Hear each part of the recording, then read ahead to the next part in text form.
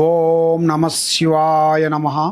పరబ్రహ్మ పరమాత్మ నమ. జగత్తుతే సతే ఫలయ బ్రహ్మ హరే హరాయ త్రిగుణాత్మ్యో సర్వగౌతిగామి దర్శ దర్శ దత్తాత్రేయ నమసంతిని సిద్ధి కురు కురు కురు స్వ. ప్రజలందరికీ నమస్కారము. 2025 జూలై మాసం.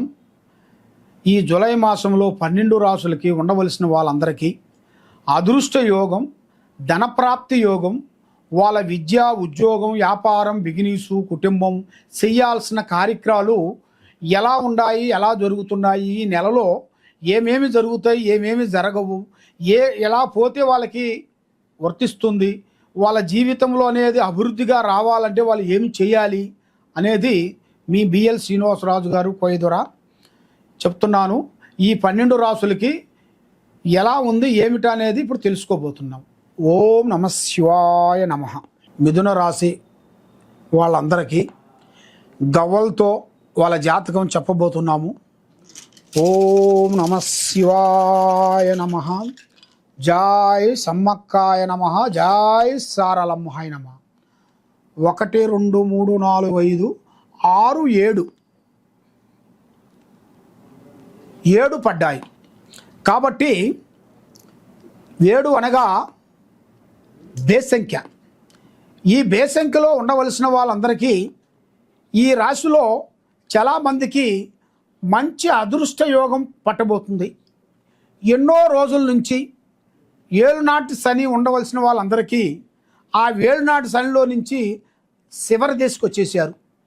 ఆ చివరి నుంచి మీరు బాగుపడే టైము, అదృష్ట టైము, లక్ష్మీ టైము, యోగ టైము రాబోతుంది. మరి ఈ మిథున రాశిలో ఉండవలసిన వాళ్ళకి ధనప్రాప్తి యోగం చాలా బాగుంటుంది. భరణి నక్షత్రము 3 4 పాదములు అనగా, ఆరుద్ర నక్షత్రము 1 2 3 4 పాదములు అనగా, పునరస్తు 1 2 3 పాదములు అనగా కలిస్తేనే మిథున రాశి ఫలితాలు. ఈ మిథున రాశిలో ఉండవలసిన వాళ్ళకి ఎక్కువగా చేయాల్సిన కార్యక్రమాలు చేతిగాడికి వచ్చి చేజారిపోవటం, నమ్మిన వాళ్ళు మోసం చేయటం, ఆడవాళ్ళ నుంచి కొన్ని సమస్యలు రావటం, వీళ్ళు ఒక స్త్రీలను కొంతమంది నమ్మి మోసపోయి వండ వస్తువులన్నీ అమ్ముకొని అధోగతి పాలయ్యే మార్గాలు కొన్ని కనబడుతున్నాయి. కాబట్టి వీళ్ళ పరిస్థితి చాలా వరకు ఇబ్బందికరంగా కనబడుతుంది. సమస్యలు ఒకటి కాకపోతే ఒకటి సమస్యలు, ఇంట్లో ఎంత చేసినా డెవలప్మెంట్ లేకోకుండా ఉండటం, భార్యాభర్తల మధ్యలో గొడవలు, అన్నదమ్ముల్లో కొన్ని సికాకులు, అక్క చెల్లెల్లో కొన్ని చిక్కులు, మరి ఇంట్లో ఏ కార్యక్రమం చేసినా ఆ కార్యక్రమం దగ్గరకు వచ్చి దూరం కావటం, ఇలాంటి సమస్యలు కొన్ని ఎదురవుతున్నాయి. మరి ఇలాంటి సమస్యల వలన ఎన్నో రోజుల నుంచి మీరు పడ్డ కష్టం, మీరు పడ్డ ఫలితం మీకు చేతికాడికి వచ్చి చేజారిపోవటం, ఎవరు నమ్ముతారో వాళ్ళ వల్ల మీకు మోసం జరగటం, బంధుమిత్రులతో కొన్ని విరోధాలు రావటం, మరి మీరు చేసే ఆఫీసు పనిలో కూడా మీ పై అధికారులు మిమ్మల్ని ఇబ్బంది పెట్టడం, మీ మీద ఒత్తిళ్లు చూపించటం, మీరు చేసిన పని వాళ్ళకి నచ్చలేదని చెప్పటం, మీరు ఎంత కష్టపడ్డా కూడా ఏం చేసావు నువ్వు, ఏమి చేసావు ఈ ఆఫీస్కి నువ్వు అన్నట్టుగా మీ మీద లేనిపోయిన కొన్ని మాటలు మాట్లాడతాం, మిమ్మల్ని మనసును ఒప్పించే మాటలు మాట్లాడతాం. ఆడవాళ్ళకు కానీ, ఆడవాళ్ళు చేసే పనిలో కానీ, ఆడవాళ్ళు చేసే ఆఫీసులో పనిలో కానీ చాలామంది పై అధికారుల నుంచి కొంచెం ఒత్తిడి, వాళ్ళకి మానసికమైన ఇబ్బందులు, వాళ్ళు ఎంత చేసినా కూడా గౌరవం లేకోకుండా ఇలాంటి సమస్యలతో సతమతమైపోతున్నారు. మరి తల్లిదండ్రులని చాలా వరకు జాగ్రత్తగా చూసుకోవాలి. వాళ్ళకి ఆరోగ్య విశేషాల్లో కొంచెం జాగ్రత్త చూడాలి. మరి ప్రమోషను కొంచెం ఆలస్యంగా నడుస్తుంది. మరి విదేశాల ప్రయాణాలు మీకు అద్భుతంగా ఉన్నాయి.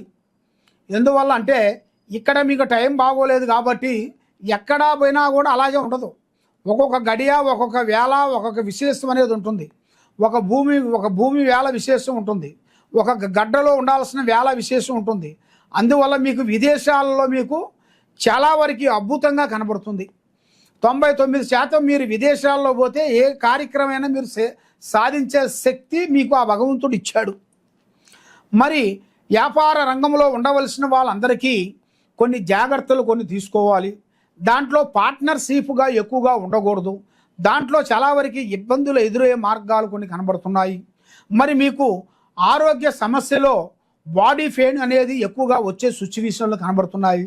కాబట్టి ఆరోగ్య విషయాల్లో కొంచెం చాలా జాగ్రత్తగా మీరు ఉండాలి. మరి మీడియా రంగంలో ఉండవలసిన వాళ్ళకి, సినీ రంగంలో ఉండవలసిన వాళ్ళకి, మార్కెటింగ్ రంగంలో ఉండవలసిన వాళ్ళకి మంచి అద్భుతమైన విజయాలను పొందబోతున్నారు. మరి మీరు ఏ కార్యక్రమైనా కానీ, ఏ పనైనా కానీ తొందరపడి చేయొద్దండి. నిదానమే ప్రధానము. మనకెంత తెలిసినా మన గురువులను కానీ, మన పెద్దవాళ్ళని కానీ, మన సంబంధించిన వాళ్ళని కానీ మన డైరెక్షన్ తీసుకోవాలి. మరి ఇప్పుడు టయాలు కొంచెం అనుకూలంగా లేని దాని వలన మైండ్, మనసు, ఆలోచన కరెక్ట్గా ఉండకోకుండా మరి ఎన్నో రోజుల నుంచి భార్యాభర్తల మధ్యలో వచ్చిన కలహాల వల్ల కొంచెం సతమతం అయిపోయి ఇప్పుడు ఇడిపోయిన వాళ్ళందరూ మళ్ళా కలుసుకునే యోగం రాబోతుంది. వాళ్ళ నుంచి కొన్ని సమస్యలతో బాధపడుతున్నారు చాలామంది. వాళ్ళు ప్రశాంతంగా ఉండరు, మిమ్మల్ని ప్రశాంతంగా ఉండడు. అమ్మ పెట్టదు, అడుక్కొని ఇవ్వదు. అదేవిధంగా మీరు ఇడిపోయిన వాళ్ళ దాంట్లో ఆడవాళ్ళ నుంచి మగవాళ్ళకి కానీ, మగవాళ్ళ నుంచి ఆడవాళ్ళకి కానీ ఒకరికి నష్టం చేసి వాళ్ళు బాధపడుతున్నా కూడా ఎదుటివాడిని ఇంకా ఇబ్బంది పెట్టాలి, బాధ పెట్టాలి అని చాలా వరకు ఆలోచనలతో ఇబ్బంది పెట్టే వాళ్ళందరికీ ఇప్పుడు ఒక మంచి అవకాశం రాబోతుంది. మరి మీరు సూర్య నమస్కారం చేసుకోవాలి.